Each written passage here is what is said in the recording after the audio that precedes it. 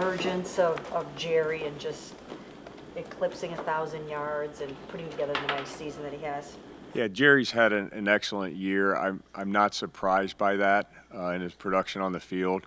I've seen these things in the offseason, the way he was in the offseason, the way he approached every day. He's got great intelligence as a player. He's very instinctive. He works hard. And, I think he's put the team first in everything he's done. I'm very happy for Jerry's success.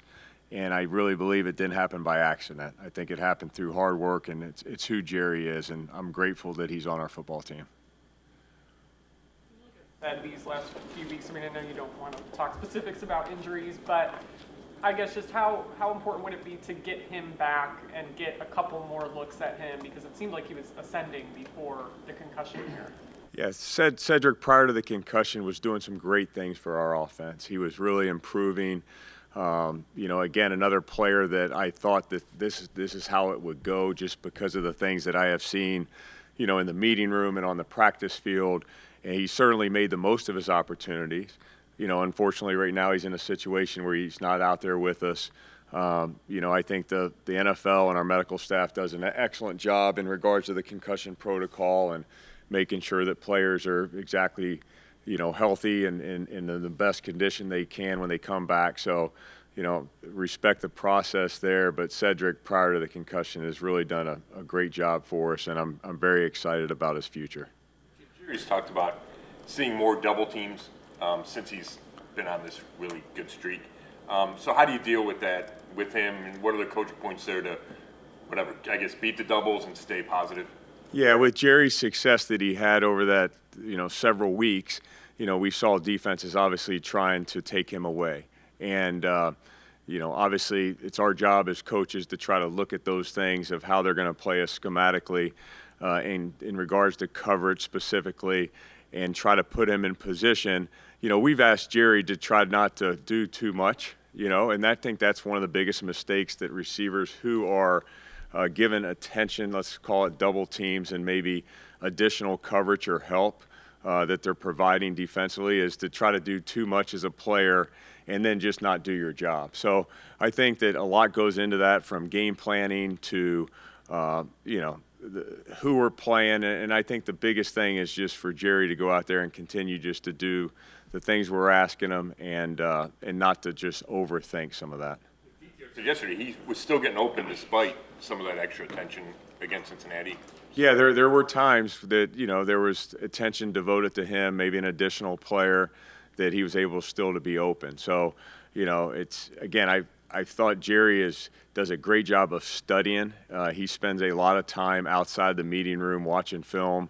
So he uses that to his advantage, and I think he's a really smart, instinctive football player.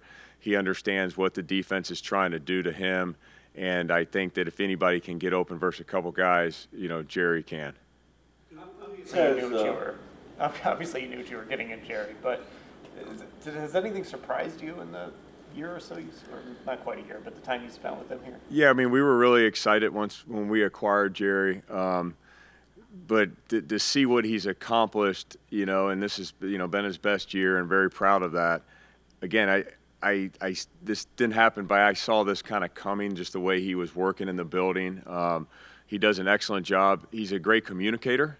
He communicates well with the coaching staff, with his teammates. Again, a very smart player who takes advantage of his opportunities. So, to say that, I saw this coming, I really did see. My expectation for him was very high, and it'll continue to be very high, because I think a lot of him as a player. He has a stat that I'm sure he wished he didn't have. Last time I checked, I think it might have been last week, that he was first in terms of passes intended for him that were intercepted. So is that somewhat a function of maybe Ced not being in the game, David not being in the game, and maybe he's getting some balls that should go to like a taller receiver, or how's that breaking down? Yeah, specifically talking about some of the turnovers that we've had on the targets that Elijah has been. I think that ball security, I think that a lot of people share in that responsibility, to include us as coaches, myself, whether it's a certain technique that we're coaching, on that particular play. But I think that we are all responsible for it, and then a lot goes into protecting the ball. It's definitely an emphasis point that we've tried to make here in the last couple of weeks because some of the turnovers that we had. But Elijah has really done a good job of trying to be very detailed in his route running. We place him at different positions across the formation, and a lot of times he's right in the middle of it. He's the target. And, it doesn't fall all on Elijah that we've had, lack of success on some of these balls that have been targeted to him. He certainly has produced on some others as well. So I don't think it's just one person. I really don't. I think that, having Cedric in there, it's not like that's, really affecting that much. I just feel like, Elijah's continued to be a detail player for us. We all share in the responsibility of ball security, and we'll continue to do that.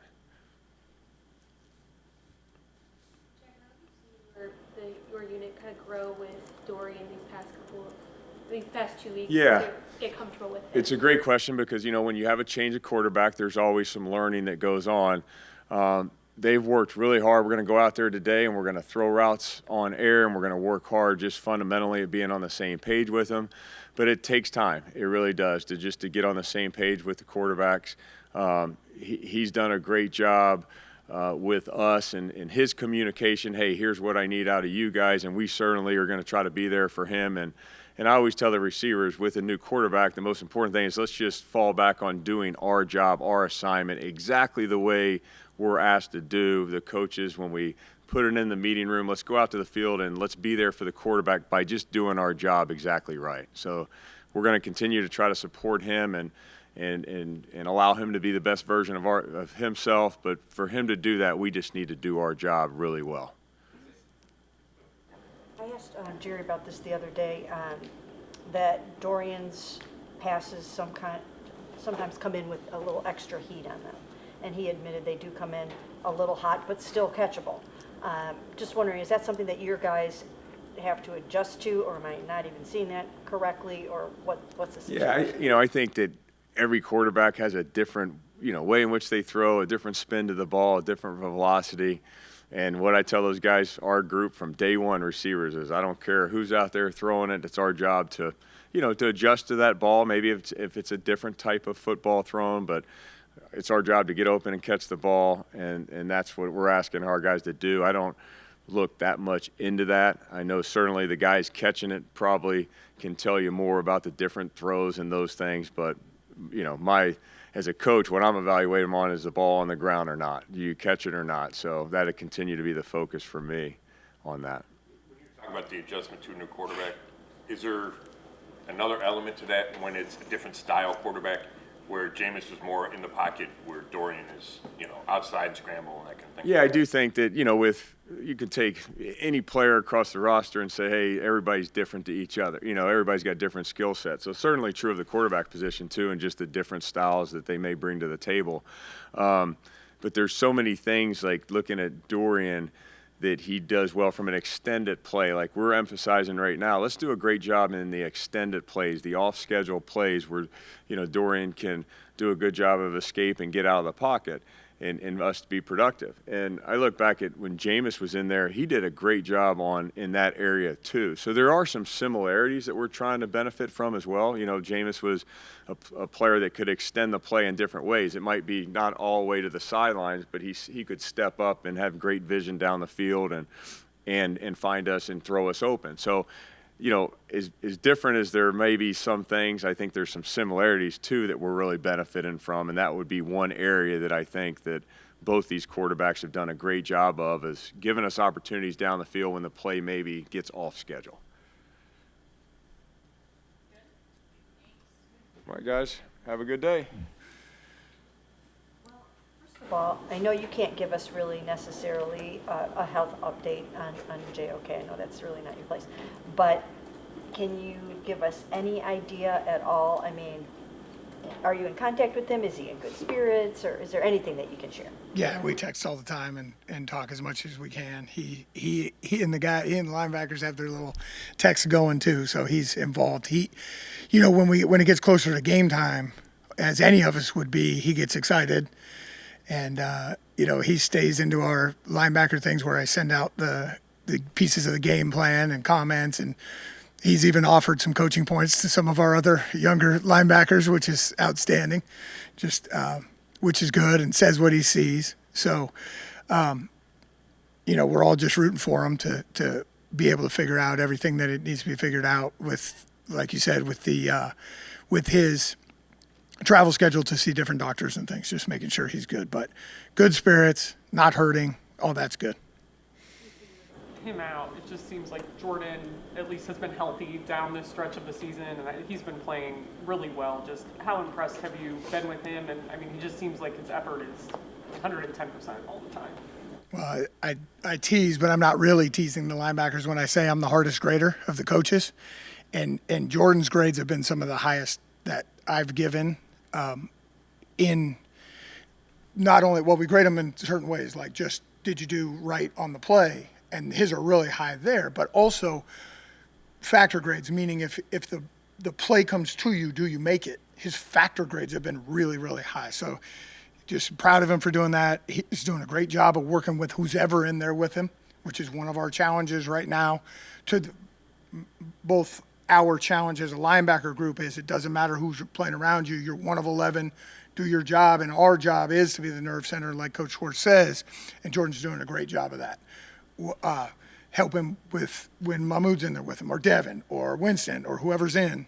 He's done a great job of tying everything together, and he's impressive in that. I know I'm going long because I'm excited for Jordan, but to get his body back to be able to do what he's doing at this level is amazing, and he works, and everything is just a great process to make the play and then go on to the next play. Like everybody that fills in for you, but how much do you think you've missed JOK and just everything that he can do schematically and all that kind of thing, for the last, 2 months? Well, I think where Jeremiah went, and we spoke about this a little bit, is he really went to making himself the every down linebacker, having the headset, making the calls, to saying, hey, whoever, Miles, move over, or whatever it is. He went to that point.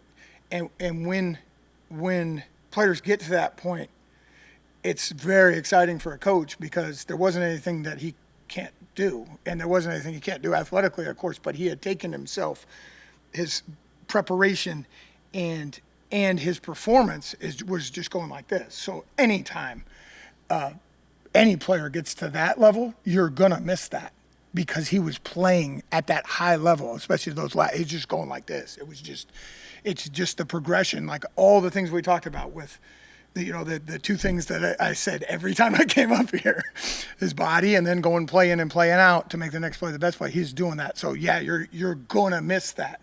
But, you also know in this business, we need everybody. And our guys in that room, we've taken it as a challenge and we've stepped up. Mahmoud jumps offside last week at the 1 yard line. Kevin said it was so uncharacteristic for him. How do you deal with afterward? Like, what's the conversations like with him? And, obviously you should have known better because they're trying to get him to draw off. Like, what do you tell him? Well, yeah, and anytime you flinch on defense, they're going to call you. They're going to stand up and touch you. So that's the thing is he was conscious of the situation and everything like that. But you can't get that cute near the line of scrimmage. So, with any young player, and Mood, I'm proud of where he's going. He's doing a great job. And we've spoken about this with Jeremiah's progression in the past, is you get into the new environments, and you have to go through that. You have to go into each. That's his first time playing. He played a little bit down there last year, but meaningful snaps on the road, first time backed up. Okay, cool. And like Kevin said, he's going to learn from it for sure. That's the best part. One of the best things about Mahmoud is once he experiences it, he goes, okay, I got this. I'm locking in. And he really is a one-time correction linebacker player. And we're proud of him for that, and we'll keep him going. But that's all you do. Because if I'm preaching, you got to go to the next play as fast as possible, I got to be able to do that too. Now, you might get a little hand gesture on the sideline from me, like, what the heck are you doing? Or, we have hand signals that we use Okay, so you might see the guy in the orange shirt do a little acting job, but then I'm on to the next play right away. And we coach it that way. Hey, this happened. All right, cool. What do we got to do next? Where are we going? Let's get this done. And he got better playing as that game went on. Devin coming in, just what have you guys seen from him this year, and knowing some of the adversity he faced earlier in his career, how he's kind of embraced the role he's been given here?